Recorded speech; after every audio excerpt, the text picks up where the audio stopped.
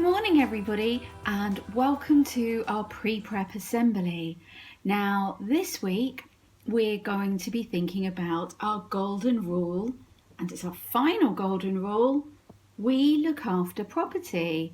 Now lots of you are at home, some of you have come back to school, and it is important that we are all looking after and taking care of our things. It's very important, and I'm sure that lots of you are making sure that your bedrooms are tidy, that you are clearing up your toys after you've used them, and really helping your families to keep things tidy and neat at home, okay, as well as at school. So we look after property and we don't damage things.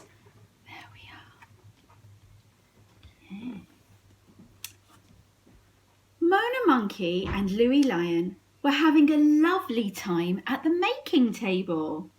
They were busy with glue and scissors and all kinds of different paper and string. They were joining pieces of paper together.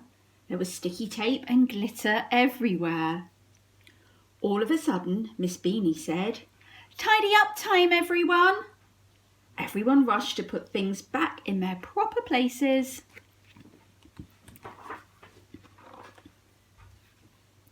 Mona and Louie looked at the mess they'd made. They bundled it all up, wrapped it in the newspaper that was on the table, and threw the whole lot in the bin. Uh-oh, look, there's a pair of scissors.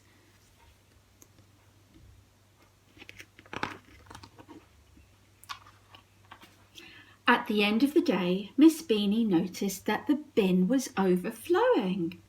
She tried to push the rubbish in a bit more, but as she did so, she noticed that there were scissors and glue sticks, paper clips, and nice pieces of shiny paper, all wrapped up in the newspaper. Miss Beanie frowned and thought about what she had found. Now I know all of you would never put a pair of scissors in the bin, because that could have hurt Miss Beanie, couldn't it? The next day, Gino and Zelda were having a fantastic time with the Play-Doh. It was glittery Play-Doh and in a whole rainbow of colours. There were great cutters in all different shapes too. Gino and Zelda were using the cutters and some tools to make snails and snakes and people with long hair. Then they heard Miss Beanie call, "Tidy up time, everyone! It's playtime!"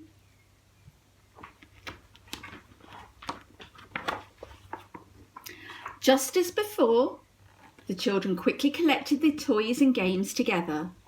They put them into their pots and boxes and returned them to the shelves and cupboards. But Gino and Zelda were so busy playing that they had run out of time to tidy away. They pushed and squished and squeezed all the Play-Doh together. All the different colours got squashed together and then crammed into the pots. Then Gino and Zelda threw the cutters into the box without scraping off the bits of Play-Doh. Oh dear, that's not how we tidy, is it? The next morning, Miss Beanie started to get the Play-Doh table ready. She was shocked to see that all the different colours had been mixed up. She frowned. She frowned again, and she looked very thoughtful.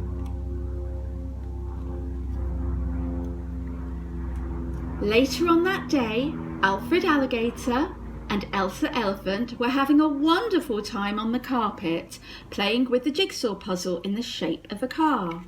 They loved trying to piece it together.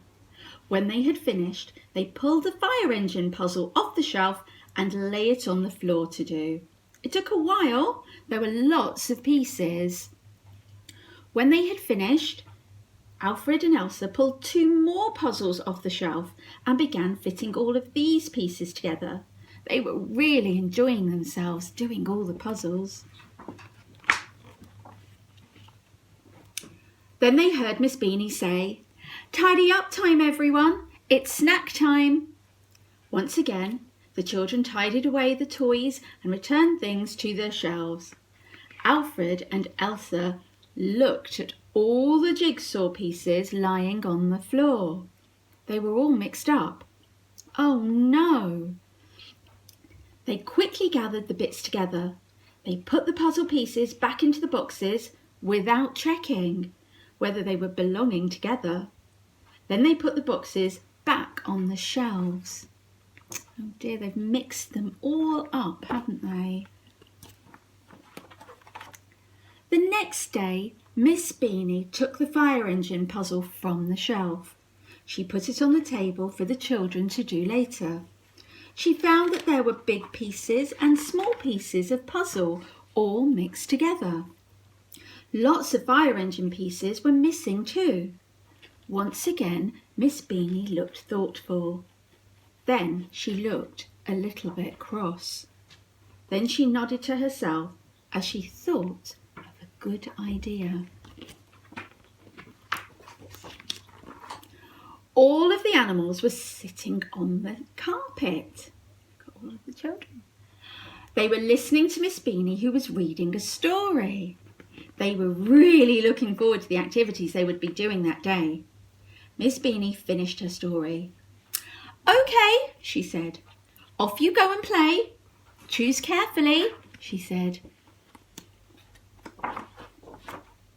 The children jumped up. They looked around the classroom at the activities that they could choose. Elsa and Louis walked round to look at the tables, but there was nothing there. Alfred and Gino went to look at the making table. There was nothing there.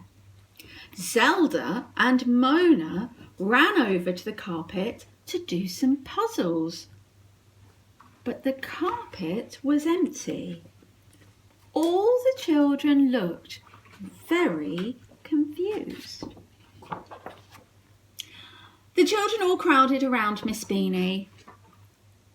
"There aren't any activities," said Louis. "What can we play with?" asked Mona. "Where is everything?" said Zelda.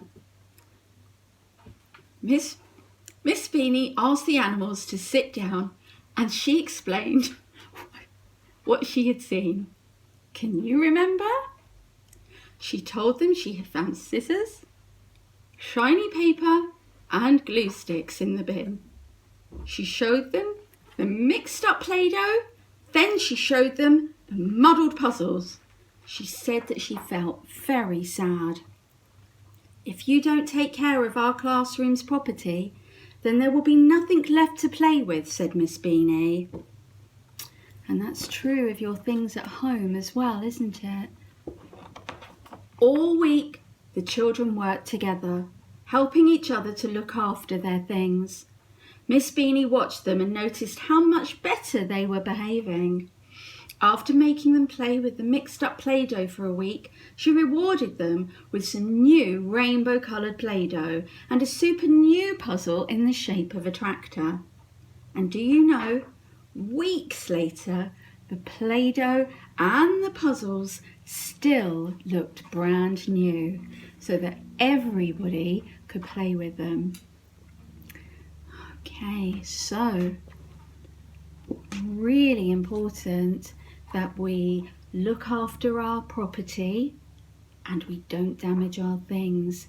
There's nothing worse, is there, than doing a puzzle, coming near to the end and finding that there are a couple of pieces missing and we can't finish our puzzle.